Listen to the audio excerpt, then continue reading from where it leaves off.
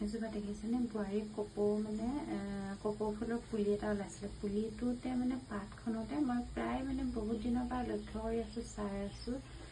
দুটা সাপৰ নিচিনা মানে ওলাইছে, মানে কি পাতখিলাতে মানে এটা ডিজাইন হৈ ওলাইছে, মানে জুৰীয়া সাপৰ নিচিনা ওলাইছে।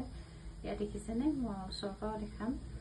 এইটো মানে কপৌ ফুলৰ পুলি হয় মানে এক্সট্ৰাকৈ। মই সেইদিনাখনৰ পৰা লক্ষ্য কৰি আছোঁ, কিন্তু মই আজিলৈকে দিয়া নাই। কিন্তু এয়া দেখিছেনে, দুটা সেউজীয়া সাপৰ নিচিনা দেখাইছে নে বাৰু, জুৰীয়া সাপৰ নিচিনা। তাৰপিছত এতিয়া ওচৰলৈ গৈ দেখিছোঁ আৰু বেলেগ ধৰণৰকৈ ওলাইছে। ৰবটি দেখাম আপোনালোকক। এয়া দেখিছেনে, ওচৰৰ পৰা দেখালে এনেকুৱা হয়।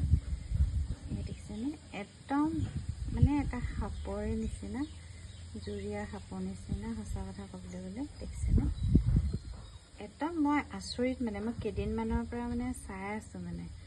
আৰু দেখিছেনে, এইবিলাক পাতত তেনেকুৱা কোনো বিশেষ একো নাই। দেখিছেনে, এইবিলাক মানে এখন পাততো একো বিশেষ বুলিবলৈ, এখন পাততো একো নাই দেখিছে।